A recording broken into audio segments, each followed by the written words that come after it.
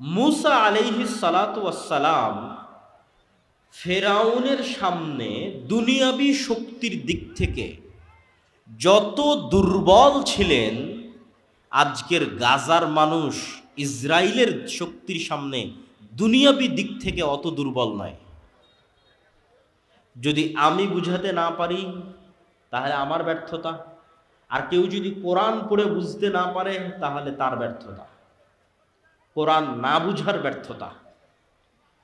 আবারও কল্পনা করেন, আজকের গাজার মানুষের দুনিয়াবি শক্তি আর ইসরায়েলের আজকের দুনিয়াবি শক্তি, দুটার মোকাবেলায় গাজার মানুষ যত দুর্বল, যত অসহায়। আজ থেকে 3000-4000 বছর আগে মুসা আলাইহিস সালাম এবং বানু ইসরাইল ফিরাউনের দুনিয়াবি শক্তির সামনে দুনিয়াবি দিক থেকে তার চেয়ে বেশি অসহায় ছিলেন। আর আজ এটা শুধু গাজার মানুষের কথা বললাম, আর পুরো মুসলিম বিশ্বের কথা যদি বলি তাহলে আর মুসা আলাইহিস সালামের উদাহরণ দিব না। পুরো মুসলিম বিশ্বের কথা বললে কাদের উদাহরণ দিব? তৎকালীন রোমান সাম্রাজ্য, মুহাম্মদ সাল্লাল্লাহু আলাইহি ওয়াসাল্লাম, আবু বকর, ওমর, ওসমান, আলীর যুগের রোমান সাম্রাজ্য পারস্য সাম্রাজ্যের তুলনায় খোলাফায়ে রাশেদিন দুনিয়াবি দিক থেকে পারস্য এবং রোমান সাম্রাজ্যের তুলনায় খালিদ বিন ওয়ালিদের বাহিনী দুনিয়াবি দিক থেকে যতটা দুর্বল ছিল, আজকের সমগ্র বিশ্বের মুসলমানেরা এবং মুসলিম দেশগুলো আজকের আমেরিকা এবং ইসরায়েলের তুলনায় শতগুণ বেশি শক্তিশালী।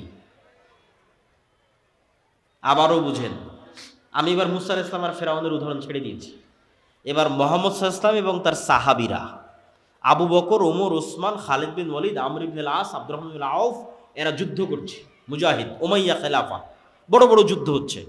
তো ওদের দুনিয়াবি শক্তি আর রোমান এবং পারস্যদের দুনিয়াবি শক্তির যে তুলনা, ওই তুলনায় ওই যুগের মুসলমানদের দুনিয়াবি শক্তি ওই যুগের পারস্য এবং রোমানদের চাইতে যতটুকু ছিল, আজকের মুসলমানদের দুনিয়াবি শক্তি ওই যুগের মুসলমানদের তুলনায় শতগুণ বেশি।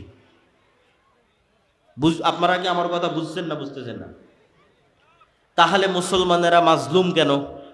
আর তখন কম শক্তি নিয়ে বিজয়ী কেন? পার্থক্য কোথায়? যে আবু বকর, ওমর, ওসমান, খালিদ বিন ওয়ালিদ তাদের যুগে কম শক্তি নিয়ে আজকের তুলনায় কম শক্তি নিয়ে বিজয়ী, আর আজকে আমরা বেশি শক্তি থাকার পরেও মাজলুম, পরাজিত। কেননা আজকের মুসলমানদের ঈমান বিল গায়েব নাই, অদৃশ্যের শক্তির উপর মজবুত বিশ্বাস নাই।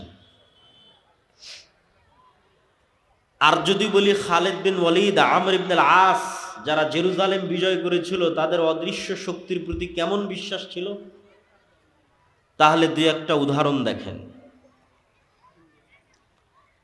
আয়েশা রাদিয়াল্লাহু তাআলা আনহা বলছেন, রাসূলুল্লাহ সাল্লাল্লাহু আলাইহি ওয়াসাল্লাম খন্দকের যুদ্ধ শেষ করে এসে তরবারি রেখে গোসল করেছেন।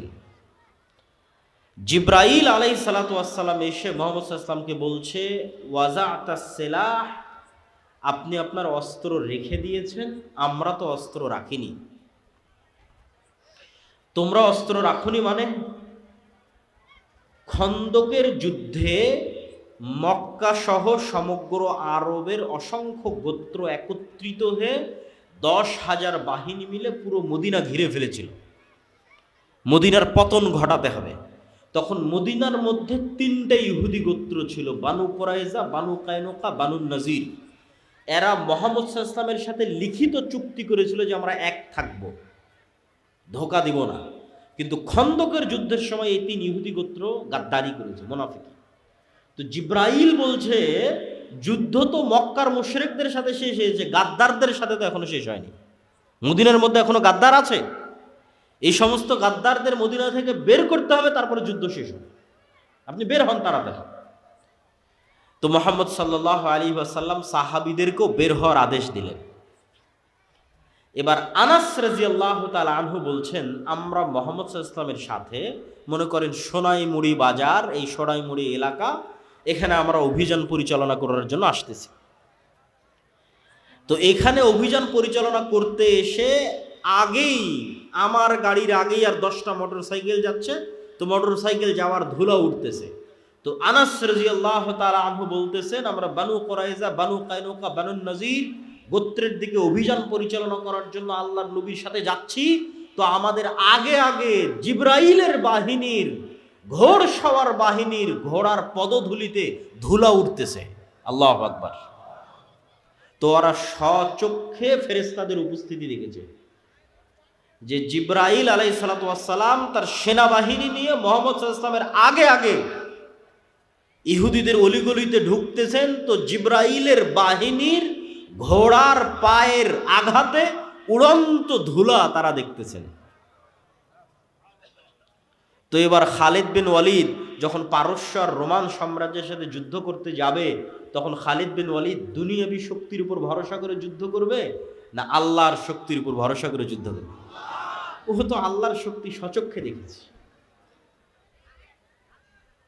তো ঈমান বিল গায়েব নাই, ঈমান বিল গায়েব মুসলমানদের দুর্বল হয়ে গেছে আজকের যুগে। যদিও এর উল্টাটা হওয়া উচিত ছিল আমার ধারণা অনুযায়ী। আমার এই কথার সাথে কেউ দুমত করতে পারে। আমার কেন জানি মনে হয় যে আজকের সায়েন্স অ্যান্ড টেকনোলজির মাধ্যমে আল্লাহ গায়েবের পর্দা উন্মোচন করে দিচ্ছে। গায়েবের যে পর্দা ছিল, এই পর্দা ধীরে ধীরে উন্মোচন হতে হতে হতে হতে হতে হতে হতে একদম শেষ গায়েবের পর্দা, জীবিতকে মৃত করা, ওটাও আল্লাহ উন্মোচন করে দিবেন দাজ্জালের হাত দিয়ে। ধরেন এটা তো গায়েব, যে জীবিত ব্যক্তি, মৃত ব্যক্তি জীবিত হবে, আমরা কেউ কোনোদিন চোখে দেখিনি। কেউ দেখেছেন মৃত ব্যক্তিকে জীবিত হতে? দেখেছেন? এটা গায়েব। তো আজ থেকে 100 বছর আগের মানুষকে যদি বলতেন যে আমি এখানে কথা বলবো, সাথে সাথে ইংল্যান্ডে বসে শোনা যাবে, তখন গায়েব ছিল না? ছিল না গায়েব? যে আমি বাংলাদেশে বসে কথা বলবো আর এগুলোর মাধ্যমে ইংল্যান্ডে বসে সাথে সাথে শুনবে, গায়েব। তো আজ থেকে 1400 বছর আগে রাসূল সাল্লাল্লাহু আলাইহি ওয়াসাল্লাম বলছেন যে আপনি কথা বলছেন, আল্লাহ সাথে সাথে শুনতেছে। তো মানুষ যদি মানুষের টেকনোলজি ব্যবহার করে আমার কথা সাথে সাথে শুনতে পারে আমেরিকা এবং ইংল্যান্ডে বসে, তো আমার এখনকার কথা মানুষ শুনতেছে, আল্লাহ শুনতেছে না? আমার এখনকার কথা আমেরিকা ইংল্যান্ডে বসা মানুষ সাথে সাথে শুনতেছে, আল্লাহ শুনতেছেন না? তা আমি তো মনে করি সায়েন্স অ্যান্ড টেকনোলজি গায়েবের পর্দা সরিয়ে দিচ্ছে, ঈমান ইয়াকিনের লেভেলে চলে আসার পর্যায়ে আছে। হয়তো আমরা ওইভাবে চিন্তা করতেছি না। আজকে যেই সভ্যতার ওপর দাঁড়িয়ে আছে আধুনিক সভ্যতা, লাইট, ওয়েভ, তরঙ্গ, যেটার মাধ্যমে এগুলো সব চলতেছে, কম্পিউটার বলেন, ইন্টারনেট বলেন, রিমোট বলেন, ওই ওয়েভ, তরঙ্গ সব কিছু, এইটার উপর পুরো বিশ্ব দাঁড়িয়ে আছে।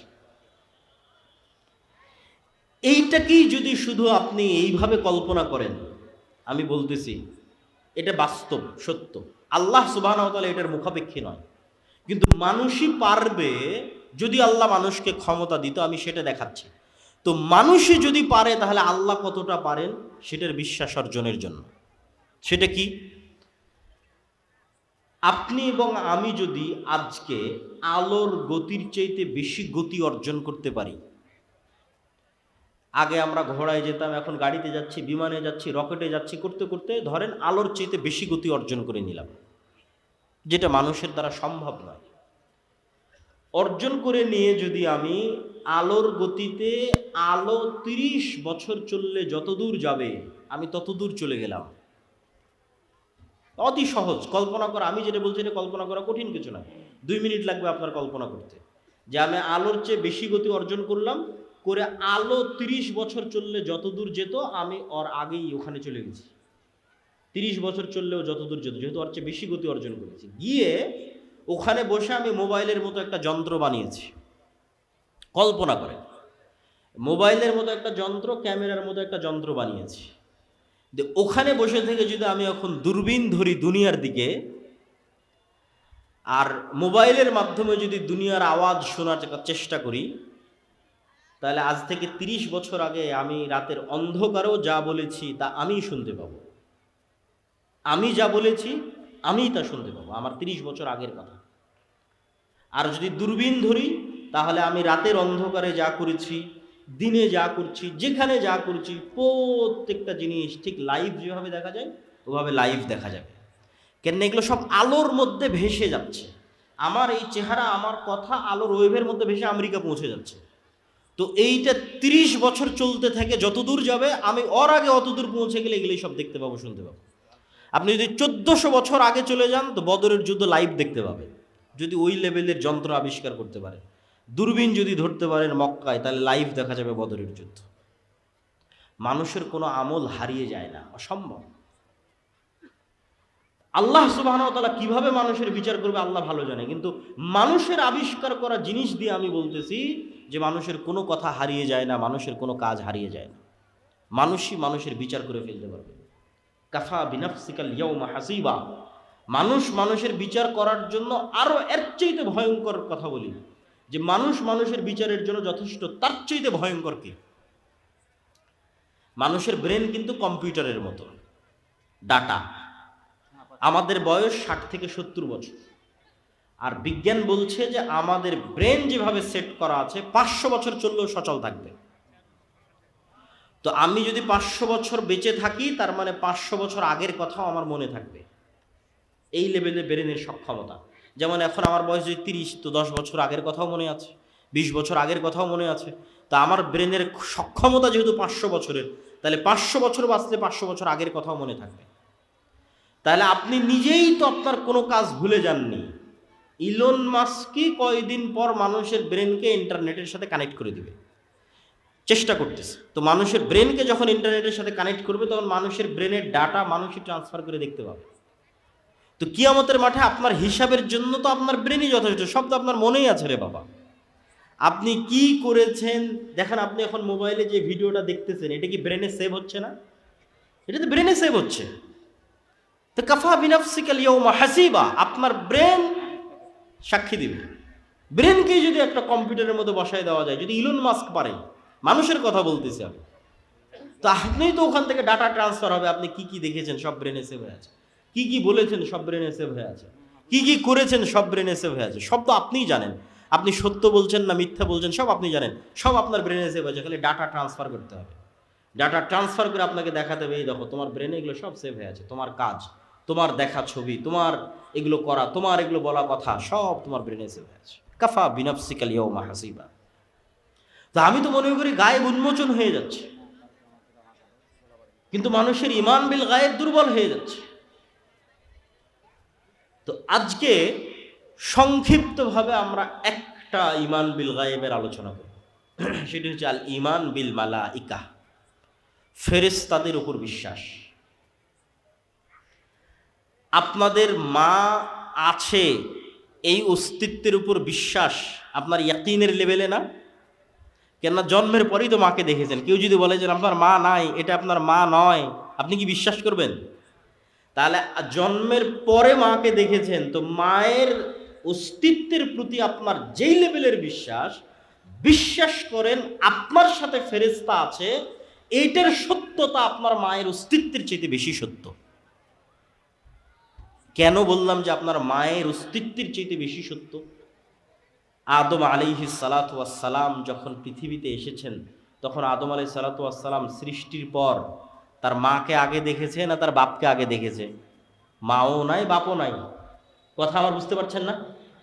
তা আদম আলাইহিস সালাম পৃথিবীতে আসার পর তার ছেলেকে আগে দেখেছে না তার স্ত্রীকে আগে দেখেছে? ছেলেও নাই, স্ত্রীও নাই। তো আদম আলাইহিস সালাম পৃথিবীতে আসার পর দুইটা ভিন্ন জগতের প্রাণীকে সবার আগে দেখেছে, একটা ফেরেশতা আর একটা জিন। তাহলে আমি আপনি মানুষ, মানুষের সাথে আগে পরিচিত না আগে ফেরেশতার সাথে পরিচিত? আগে ফেরেশতার সাথে পরিচিত।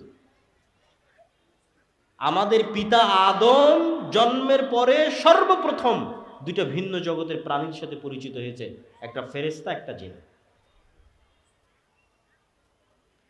এই জন্য বললাম যে আপনার মায়ের অস্তিত্বের চেয়ে বেশি সত্য। কেন প্রথম যখন পৃথিবীতে আমরা এসেছি, তখন না মায়ের সাথে পরিচিত হয়েছি, না ছেলের সাথে পরিচিত হয়েছি, না স্ত্রীর সাথে পরিচিত হয়েছি, পরিচিত হয়েছি ফেরেশতার সাথে, পরিচিত হয়েছি জিন শয়তান ইবলিসের সাথে। তো ফেরেশতা কিসের তৈরি বলেন তো? কিসের তৈরি? নূরের তৈরি। নূর কি? নূর এক প্রকারের আলো, এই আলো নয়। কিন্তু এক প্রকারের আলো, এই আলো নয়, সূর্যের আলো, লাইটের আলো, এই আলো নয়। ডান দিকের ভাইদেরকে কিন্তু আমরা এখনো বসাতে পারিনি। তো স্বেচ্ছাসেবক ভাইয়েরা বা দায়িত্বশীল ভাইয়েরা কোথায়? আমার বক্তব্য শেষ হতে হতে সবাইকে বসতে হবে মেহমান আসার আগে আগে। তো আপনাদের বসার ব্যবস্থা কিভাবে করা যায়? আউড় হোক অথবা কাপড় হোক, আপনারা এই যে এই দিকটা এখনো হয়নি, এদিকটা অনেকক্ষণ থেকে ওনারা দাঁড়িয়ে আছে, বসার ব্যবস্থা পাচ্ছেন না ওনারা। তো আবার একটু বলেন যে ফেরেশতারা কিসের তৈরি? নূরের তৈরি। এখন নূর যে পৃথিবীতে আছে এটারই যদি বিশ্বাস না থাকে তাহলে ফেরেশতার উপর বিশ্বাস থাকবে কি করে? রাসূলুল্লাহ সাল্লাল্লাহু আলাইহি ওয়াসাল্লাম বলছেন, আল্লাহুম্মা জাআল ফি কলবি নূরা, হে আল্লাহ আমার অন্তরে নূর তৈরি করে দেন। ওয়াফি সামঈ নূরা, আমার কানে নূর তৈরি করে দেন। ওয়াফি বাসরি নূরা, আমার চোখে নূর তৈরি করে দেন। এখন আপনাকে আমি কি দিয়ে বুঝাবো নূর কি? কিন্তু উদাহরণ দিয়ে যতটুকু বুঝানো যায়, যতটুকু ঈমান বিল গায়েবকে ইয়াকিনের পর্যায়ে নেওয়া যায়, সেটাই আজকের বক্তব্যের চেষ্টা। তো আপনি যখন যুবক ছিলেন তখন আপনার চোখের পাওয়ার কম ছিল কি বেশি ছিল বুঝেননি। এখন যখন আস্তে আস্তে আবঝা দেখা শুরু করেছেন তখন বুঝতেছেন না আমার চোখের পাওয়ার তো কমতেছে, চশমা লাগাতে হবে। তাহলে চোখে পাওয়ার বলে কিছু আছে যেটা কমে এবং বাড়ে। তো আপনার চোখের পাওয়ারের অস্তিত্বটা যেমন, আপনার চোখে নূর তৈরি হওয়া তেমন। আপনি কানে শোনেন, আস্তে আস্তে কানে শোনা কমে যাচ্ছে, মেশিন লাগাতে হচ্ছে কানে শোনার জন্য। তো কানের শ্রবণের পাওয়ার যেমন, এই লেভেলের সত্য হচ্ছে কানে নূর তৈরি হওয়া। এটা সত্য, এটা অস্তিত্বশীল, এটা বাস্তব। ঠিক কালবে, হৃদয়ে নূর তৈরি হওয়া। যে হৃদয়ে নূর নাই ওটা মৃত হৃদয়, মারা গেছে, আলো নাই, মৃত্যুবরণ করেছে। আর যে হৃদয়ে নূর আছে ওটা জীবিত হৃদয়।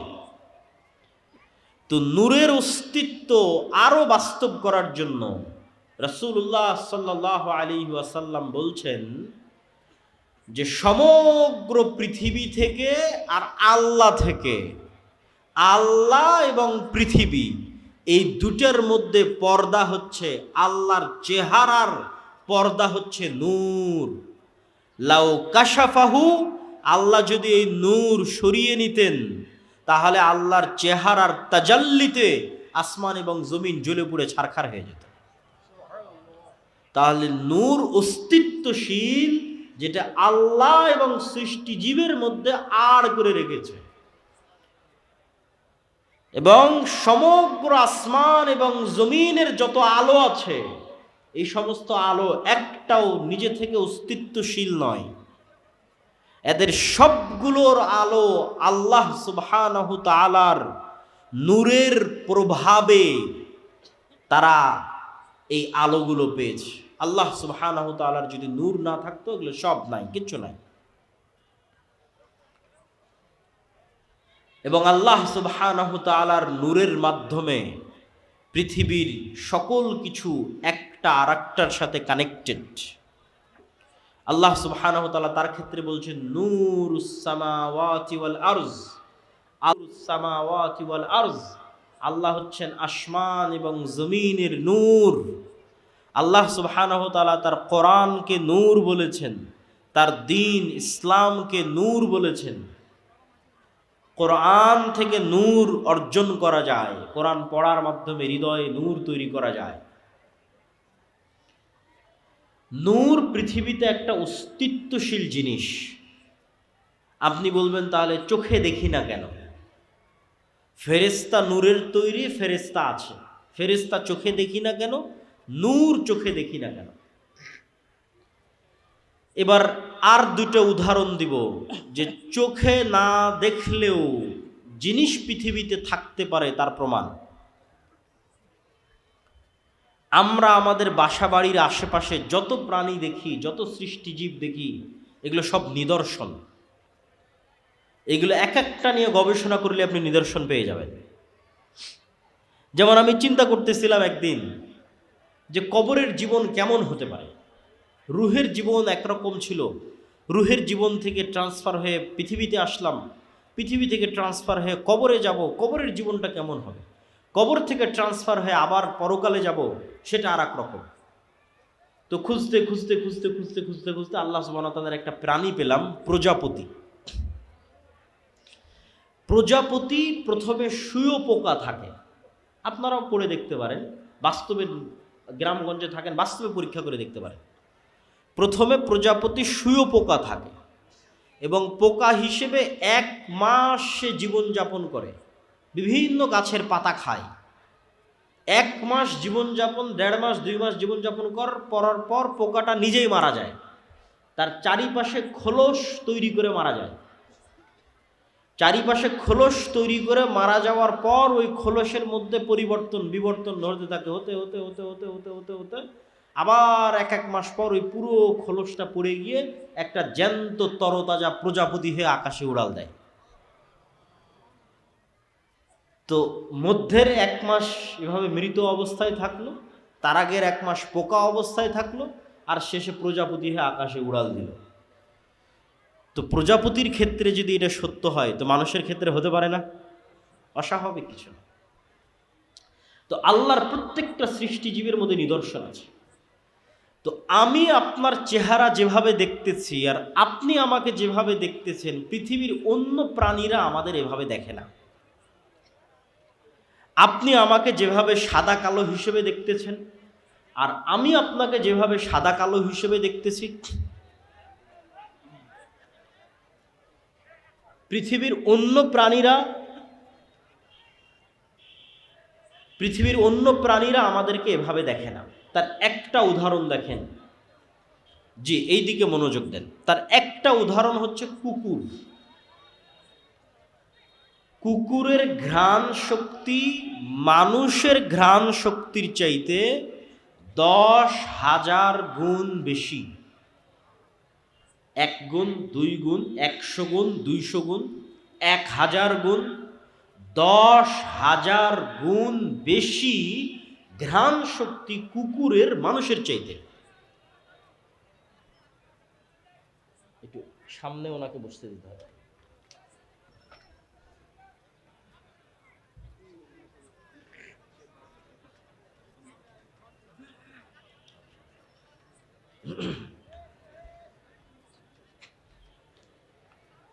আমরা সবাই একটু, যেহেতু মেহমান চলে এসেছে, আমরা সবাই একটু শান্তভাবে বসে পড়ি। পিছনে যারা আছেন দয়া করে তারাও বসে পড়েন, হাতের ডানে যারা আছেন তারাও বসে পড়েন। আমি আমার বক্তব্য দীর্ঘায়িত করব না, উনি বক্তব্য দিবেন, আবার সেটার অনুবাদ করব, তারপরে শায়েখ আব্দুর রাজ্জাক বিন ইউসুফ আসবেন, উনিও আপনাদের সামনে বক্তব্য দিবেন। তারপর ওই যে পিছনে আরও বসার ব্যবস্থা করে দিতে বলে, আমার মনে হয় বসার ব্যবস্থা পাচ্ছে না লোকজন। জি, সম্মানিত উপস্থিতি,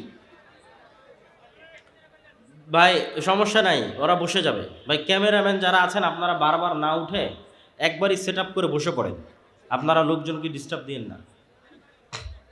সম্মানিত উপস্থিতি, তো আপনার কুকুরকে আপনি মনে করছেন যে কুকুর আপনাকে দেখে ঘেউ ঘেউ করছে, তো মনে হয় আপনার চেহারা দেখে চিনে।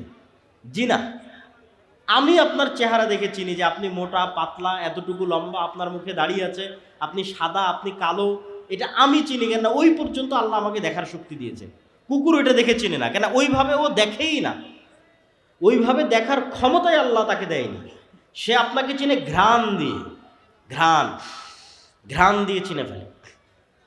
তো পৃথিবীতে এমনও লেভেলের ঘ্রাণ আছে, 10,000 গুণ সূক্ষ্ম লেভেলের ঘ্রাণ আছে। যেমন এই মাইকটাতে যদি আমি 1000 বার টানি, কোনো ঘ্রাণই আমার নাকে আসবে না। তাহলে আমি যদি বলি এই মাইকের কোনো ঘ্রাণ নাই, মিথ্যা কথা, যে মাইকের কোনো ঘ্রাণ নাই। আমার জামা যদি আমার নাকে 1000 বার টানে কোনো ঘ্রাণ না আসে, আমি যদি বলি জামার কোনো ঘ্রাণ নাই, মিথ্যা কথা। এই জামাটা কুকুরের নাকে দেন, এই জামার ঘ্রাণ আছে, ও নিতে পারবে, আমি নিতে পারতেছি। তো পৃথিবীতে 10,000 লেভেলের সূক্ষ্ম গুণের ঘ্রাণ আছে, বাস্তবে অস্তিত্বশীল, মানুষ বুঝতে পারে না যার ঘ্রাণ আছে কিনা। শুধু কি মানুষ বুঝতে পারে না, মানুষের তৈরি করা কোনো মেশিনও বুঝতে পারে না যার ঘ্রাণ আছে কিনা। মানে মানুষ কুকুরের লেভেলের ঘ্রাণ নিতে পারবে, এই লেভেলের কোনো মেশিন আবিষ্কার করতে পারেনি। তাহলে এখন মানুষ যদি বলে যে না এটার কোনো ঘ্রাণ নাই, কেন মানুষ নিতে পারতেছে না, মানুষের যন্ত্র নিতে পারতেছে না, তো আল্লাহর সৃষ্টিজীব তো আছে নিতে পারতেছে। এরকম আওয়াজের ক্ষেত্রে কি রে, কবরের আওয়াজ তো শুনতে পাই না। কবরের আওয়াজ শুনতে পাচ্ছেন না মানে কবরের আওয়াজ হচ্ছে না, কবরের আযাবের আওয়াজ হচ্ছে না। যেই লেভেলের সূক্ষ্ম আওয়াজ কবরের আযাবের আওয়াজ, ওটা শোনার সক্ষমতা পৃথিবীর কোনো মানুষের না থাকলেও, পৃথিবীর তৈরি করা কোনো যন্ত্রের না থাকলেও আল্লাহর সৃষ্টিজীবের আছে। আল্লাহর সৃষ্টিজীব শুনতে পায়, প্রভাব দেখতে পাবেন শুনতে পাওয়ার। হাতির আওয়াজ শ্রবণের ক্ষমতা মানুষের চেয়ে কয়েক হাজার গুণ সূক্ষ্ম। ভূমিকম্প হওয়ার আগেই হাতি শুনতে পায় যে হ্যাঁ নিচে কম্পন শুরু হয়েছে, আওয়াজ শুনতে পায়। আপনি শুনতে পাবেন না সে আওয়াজ, তো শুনতে পাচ্ছেন না মানে নাই। আপনি যখন রিমোট অন করেন ওর মধ্যে থেকে আলো বের হয়ে এসিতে গিয়ে লাগে, তা আপনি তো চোখে দেখেন না যে কোত্থেকে আলো বের হলো কোথায় গিয়ে লাগে। এসি তো ঠিকই বন্ধ হয়ে গেছে, এসি তো ঠিকই অন হয়ে যাচ্ছে। হ্যাঁ, ওই আলো বিজ্ঞান ধরতে পারতেছে কিন্তু আপনি চোখে দেখতে পাচ্ছেন না। ওই একই কথা রাসূল সাল্লাল্লাহু আলাইহি ওয়াসাল্লাম বলতেছে যে জিন এবং শয়তানের আলো অন কাইন্ড অফ লাইট, এমন এক প্রকারের আলো যেটা তোমরা দেখো না কিন্তু কুকুর ঠিকই দেখে। ও যখন আজান হয় দেখে তখন চিৎকার করে, ও দেখতে পায়। আর ঠিক নূর, ফেরেশতা যে নূরের তৈরি, এটা পৃথিবীতে আছে, অস্তিত্বশীল, অন কাইন্ড অফ লাইট, এক প্রকারের আলো যেটা তোমরা দেখো না কিন্তু আল্লাহর তৈরি মোরগ সৃষ্টিজীব ঠিকই দেখতে পায়। ফজরে যখন ফেরেশতারা উঠানামা করে তখন ঠিকই মোরগ চিৎকার করে। সম্মানিত উপস্থিতি, তো আমি প্রমাণ করছিলাম নূরের অস্তিত্ব পৃথিবীতে আছে। এবার দুই একটা হাদিস বলে আমার বক্তব্য শেষ করব। বদর এবং উহুদের যুদ্ধের দুই একটা ঘটনা। আব্দুর রহমান বিন আউফ রাদিয়াল্লাহু তাআলা আনহু বলছে, আল্লাহর নবী, আমার দুই পাশে সাদা পোশাকধারী দুই ব্যক্তি খুব ভয়ঙ্করভাবে যুদ্ধ করতেছিল, যাদেরকে আমি মদিনায় কোনোদিন দেখিনি। রাসূল সাল্লাল্লাহু আলাইহি ওয়াসাল্লাম বললেন, এরা দুইজন ছিল জিবরাইল আর মিকাইল। বলেন আল্লাহু আকবার। এক সাহাবী বলতেছে, রাসূল সাল্লাল্লাহু আলাইহি ওয়াসাল্লাম, আমি একজন মুশরিকের পিছনে ধাওয়া করলাম, তাকে আহত করার জন্য, আঘাত করার জন্য। আমার আঘাতের আগে সে উল্টে পড়ে আছে এবং তার ক্ষত স্থান থেকে রক্ত বের হচ্ছে। রাসূল সাল্লাল্লাহু আলাইহি ওয়াসাল্লাম বললেন, এটা তৃতীয় আসমান থেকে আসা ফেরেশতা ছিল। এগুলো ঘটনার অভাব নাই। উহুদের যুদ্ধে হানজালা রাদিয়াল্লাহু তাআলা আনহু মারা গেছে, সাহাবীরা বলছে তাকে গোসল দিতে হবে। আল্লাহর নবী বলছে তাকে ফেরেশতারা অলরেডি গোসল দিয়ে দিয়েছে। মুআজ রাদিয়াল্লাহু তাআলা আনহু, সাদ বিন মুআজ, তার জানাজা ৭০,০০০ ফেরেশতা অংশগ্রহণ করেছে। রাসূল সাল্লাল্লাহু আলাইহি ওয়াসাল্লাম বলছেন। জাবের রাদিয়াল্লাহু তাআলা আনহুকে রাসূল সাল্লাল্লাহু আলাইহি ওয়াসাল্লাম বলছেন, তোমার পিতার জানাজা ফেরেশতারা ছায়া দিয়ে আছে। এরকম একদিন মজলিসে, আমি শুধু সংক্ষেপে বলে যাচ্ছি, এরকম একদিন মজলিস রাসূল সাল্লাল্লাহু আলাইহি ওয়াসাল্লাম বসে আছে, একজন ব্যক্তি আসলো, কেউ তাকে চেনে না, অথচ মদিনা এখনও কত ছোট শহর, তখন মাত্র ৭০০-১,০০০ মানুষের শহর, সবাই সবাইকে চেনে। আর বিমানের সফর নয়, কত দূরের সফর। বলছে ইসলাম কি, ইমান কি, ইহসান কি, সব উত্তর দিয়ে যখন ফেরত চলে গেল, আল্লাহ নবী বলল, জানো কে এসেছিল? জিবরাইল এসেছিল।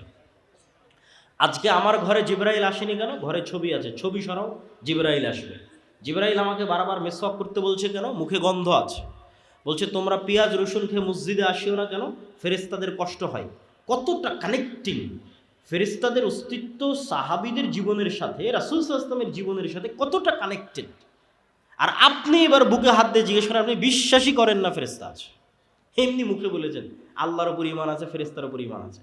এবার খালিদ বিন ওয়ালিদের ঈমানের লেভেল দেখেন, ওমর বিন খাত্তাবের ঈমানের লেভেল দেখেন। ওরা তো স্বচক্ষে দেখছে যে যুদ্ধের মাঠে ফেরেশতা যুদ্ধ করতেছে, বদর, উহুদ, খন্দক, হুনাইন যুদ্ধ করতেছে ফেরেশতা।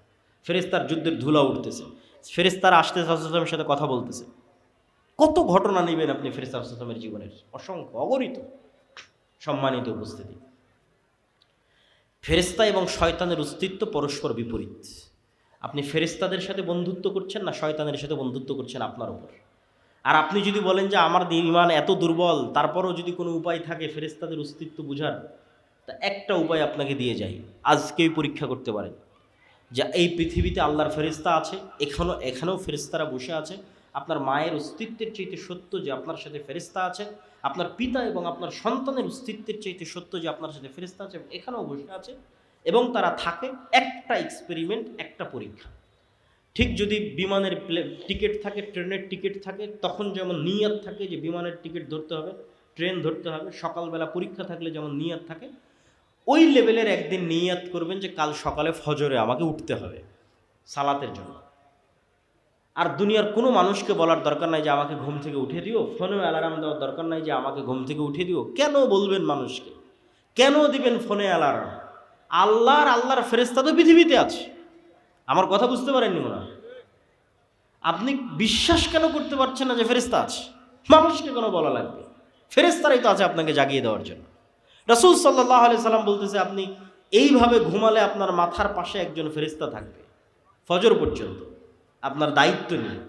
তাতে মানুষকে কেন বলতে যাবেন? পরীক্ষা করেন। ফেরেশতা আপনাকে ফজরে ঘুম থেকে উঠিয়ে দেওয়ার জন্য যে কোনো রাস্তা অবলম্বন করতে পারে, সেটা যেভাবেই হোক। সেটা আপনার বাচ্চা কাদার মাধ্যমে হোক, সেটা ঝড়ের বাতাসের মাধ্যমে হোক, সেটা বিদ্যুৎ যাওয়ার মাধ্যমে হোক, সেইটা মশা কামড়ের মাধ্যমে হোক, সেটা আপনার কানের মধ্যে ডাইরেক্ট আজানের আওয়াজ ঢুকিয়ে দেওয়ার মাধ্যমে হোক, আপনাকে জাগাবে। ফেরেশতারা পৃথিবীতে আছে সবসময় বিচলমান, কিন্তু আমাদের ঈমান বিল গায়েব নাই। মূসা আলাইহিস সালাতু ওয়াস সালামকে আল্লাহ এটাই শিখিয়েছে যে মূসা, যেই লাঠি দিয়ে তুমি গাছের পাতা পাড়তে, যেই লাঠি দিয়ে তুমি লাফ দিয়ে গর্ত পার হয়ে যেতে, তোমার ওই হাতের লাঠিকে আমি সাপ বানিয়ে দিলাম, যাও। যাতে তুমি শিখো যে দুনিয়ায় মানুষ যা দেখে এগুলোই সব নয়, এরও ঊর্ধ্বে মহাশক্তিমান আল্লাহ আছে, তার উপর ভরসা রাখতে হবে। এটা যাতে মূসা শিখে। কেননা মূসার লড়াই হবে পৃথিবীর সবচেয়ে শক্তিশালী বাদশাহ ফেরাউনের সাথে, অত্যাচারী বাদশাহ ফেরাউনের সাথে। দুনিয়াবি লজিকে এই লড়াই বিজয় অর্জন অসম্ভব। যদি কেউ মূসা আলাইহিস সালাম যদি ন্যূনতম চেষ্টা করতেন আমি দুনিয়াবি মাধ্যমে ফেরাউনের সাথে বিজয় অর্জন করতে যাব, তাহলে ওই যে মন্দির পাহারা দেওয়ার মতো কম্প্রোমাইজ করতে হতো। কোনো রাস্তা ছিল না মূসা আলাইহিস সালামের সাথে। কিন্তু উনি জানতেন আল্লাহর শক্তি সম্পর্কে, আল্লাহর ক্ষমতা সম্পর্কে, ফলত কোনো প্রকার কম্প্রোমাইজ ছাড়া উনি বিজয় অর্জন করেছেন। তো ঈমান বিল গায়েব যেই দিন মুসলমানদের মজবুত হয়ে যাবে, মুসলমানদের বিজয় সুনিশ্চিত। কেননা শক্তি ক্ষমতা ফেরাউনের তুলনায় মূসার যত দুর্বল ছিল, আজকের মুসলমানদের অত দুর্বল নয়। আর শক্তি ক্ষমতা আবু বকর, ওমর, ওসমানের, পারস্য রোমানের তুলনায় যত দুর্বল ছিল, আজকের মুসলমানদের অত দুর্বল নয়। দুর্বল কিসে? ঈমানই নাই আল্লাহর উপর, আল্লাহর শক্তির উপর, এটাই দুর্বল। তো আল্লাহর উপর বিশ্বাস অর্জন করতে হবে, ফেরেশতাদের উপর বিশ্বাস অর্জন করতে হবে। আগামী 6 ও 7 নভেম্বর আল জামিয়া সালাফিয়া ডাঙ্গিপাড়া পবা রাজশাহীতে সালাফি কনফারেন্স। আপনাদের এখানেও মেহমান এসেছে, তিনি তো থাকবেনই, এবং দেশ বিদেশের আরও ওলামায়ে কেরাম সেখানে উপস্থিত থাকবেন। আপনাদের সকলের উপস্থিত হওয়ার উদাত্ত আহ্বান। যাবেন তো ইনশাআল্লাহ? ইনশাআল্লাহ, আল্লাহ কবুল করুন। আর আজকে দাওয়া ইলাল্লাহর মাধ্যমে আমাদের যে বিভিন্ন মক্তবগুলো পরিচালিত হয়, সেগুলোর অধীনে এই প্রোগ্রাম আয়োজিত হয়েছে। আমি জানি না স্বেচ্ছাসেবকরা রেডি আছে কিনা। তারা যদি রেডি থাকে, তারা যদি ভিতরে যায় আপনাদের কাছে সহযোগিতার জন্য, এই মুহূর্তে রেডি থাকলে আমি যাওয়ার আহ্বান করব। যদি যায় তাহলে আপনারা সর্বোচ্চ পর্যায়ের সহযোগিতা করার চেষ্টা করবেন।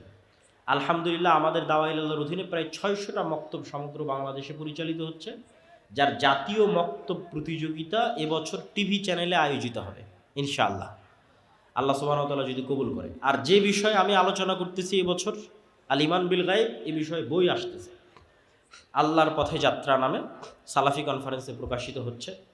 যদি যান তাহলে আশা করি নিতে পারবেন ইনশাআল্লাহ। দলিল তো বিস্তারিত এখানে অত বলতে পারলাম না, সব ওখানে পয়েন্ট বাই পয়েন্ট বিভিন্ন দলিল দেওয়া আছে। কেন আমার অবজারভেশন হচ্ছে মুসলমানদের